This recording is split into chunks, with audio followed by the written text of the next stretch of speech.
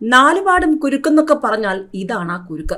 മുഖ്യമന്ത്രി പിണറായി വിജയന് മകൾ വീണ വിജയന്റെ നേരെ ഉയർന്നു വന്നിരിക്കുന്ന ചോദ്യങ്ങൾ തന്നെ ഒന്നൊന്നര ചോദ്യമായി മാറിയിരിക്കുകയാണ്. ഇതിനിടയിലാണ് കേരള ഗവർണർ ആരിഫ് മുഹമ്മദ് ഖാന്റെ വക കേന്ദ്ര സർക്കാരിനെ നേരിട്ട് ഇറക്കിക്കൊണ്ടുള്ള കളികൾ. ഇതിനിടയിൽ CPM-നുള്ളിലും മുന്നണിക്കുള്ളിലുമൊക്കെ ചോദ്യങ്ങളും കൂട്ടയടിയുമാണ്. CPM തന്നെ സർക്കാർ പരാജയപ്പെട്ടു പോയി, ആഭ്യന്തര വകുപ്പ് പലതും കയറൂരി വിട്ടിരിക്കുകയാണെന്ന് അടിവരയിട്ട് പറഞ്ഞുകൊണ്ട് രംഗത്ത് വന്നിരിക്കുന്നു. ഇതിനിടയിലിതാ പല പ്രസ്താവനകളും CPM-നെയും CPI-യും ഇടതുമുന്നണിയെയാകെയും തിരിഞ്ഞുകൊത്തുന്ന അവസ്ഥയിലെത്തിയിരിക്കുകയാണ്. അപ്പോൾ ഇങ്ങനെ പോയാൽ കയ്യിലിരുന്നതും കടിച്ചു പിടിച്ചതും പോയി എന്ന അവസ്ഥയിലായി മാറും കാര്യങ്ങൾ. ഒരു വശത്ത് വിശ്വാസികളുടെ വികാരത്തെ കുത്തി നോവിക്കുന്നു, മറുവശത്ത് തിരുത്തി പറഞ്ഞുകൊണ്ട് നേതാക്കന്മാർ തന്നെ ഇറങ്ങുന്നു. എന്താണ് ചെയ്യേണ്ടതെന്ന് CPM-നോ CPI-ക്കോ അണികൾക്കും നേതാക്കന്മാർക്കും അറിയില്ലേ എന്നാണ് സോഷ്യൽ മീഡിയ മാധ്യമങ്ങളും ഇപ്പോൾ ചോദിക്കുന്നത്.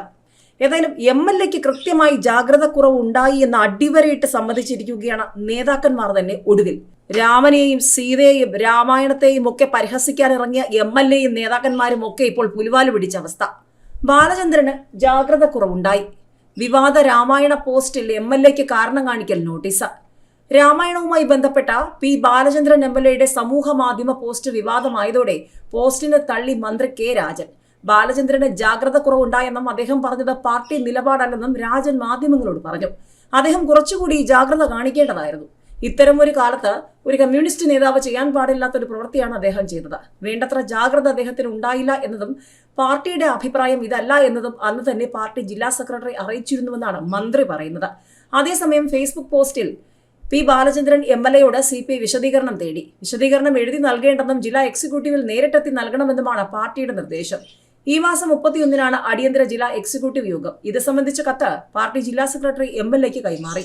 ലോക്സഭാ തെരഞ്ഞെടുപ്പിലെ അനുകൂല സാഹചര്യം ഇല്ലാതാക്കിയെന്നാണ് CPM CPI നേതാക്കളുടെ വിമർശനം. രാമായണത്തിലെ രാമനും ലക്ഷ്മണനും സീത പെറോട്ടയും ഇറച്ചിയും വിളമ്പിക്കൊടുത്തു എന്നുള്ള കുറിപ്പാണ് വിവാദമായത്. ഇതോടെ ഫേസ്ബുക്കിൽ നിന്ന് കുറിപ്പ് പിൻവലിച്ച ബാലചന്ദ്രൻ ക്ഷമാപണവും നടത്തി. ഫേസ്ബുക്കിൽ പോസ്റ്റ് ചെയ്തത് പഴയ കഥയാണെന്നും ആരെയും മുറിപ്പെടുത്താൻ ഉദ്ദേശിച്ചില്ലെന്നും ഖേദം പ്രകടിപ്പിച്ചുകൊണ്ട് അദ്ദേഹം ഫേസ്ബുക്കിൽ കുറിച്ചു. വിവാദ പോസ്റ്റുമായി ബന്ധപ്പെട്ട MLA-ക്കെതിരെ നിയമ നടപടി സ്വീകരിക്കുമെന്ന് BJP വ്യക്തമാക്കിയതിന് പിന്നാലെയാണ് ഖേദപ്രകടനം. നിലവിൽ തന്നെ എല്ലാം നഷ്ടപ്പെട്ട അവസ്ഥയിലാണ് ഇന്ത്യയിലെ വിശാല പ്രതിപക്ഷ ഐക്യം. കേരളത്തിലെ CPM-നടക്കം CPI-ക്കടക്കം വലിയ ചോദ്യങ്ങളാണ് ഇപ്പോൾ ഉണ്ടായിരിക്കുന്നത്. നിതീഷ് കുമാർ BJP-ക്കൊപ്പം ചേർന്ന് മുന്നോട്ടു പോകാൻ NDA-ക്കൊപ്പം സഹകരിച്ച് മുന്നോട്ടു പോകാൻ തീരുമാനിച്ചതോടെ പ്രതിപക്ഷ വിശാല ഐക്യത്തിലെ പ്രധാനപ്പെട്ട ഒരു വിക്കറ്റ് നഷ്ടമായിരിക്കുകയാണ്. ഏതായാലും ഇന്ത്യ സഖ്യത്തിന് വലിയ തിരിച്ചടി.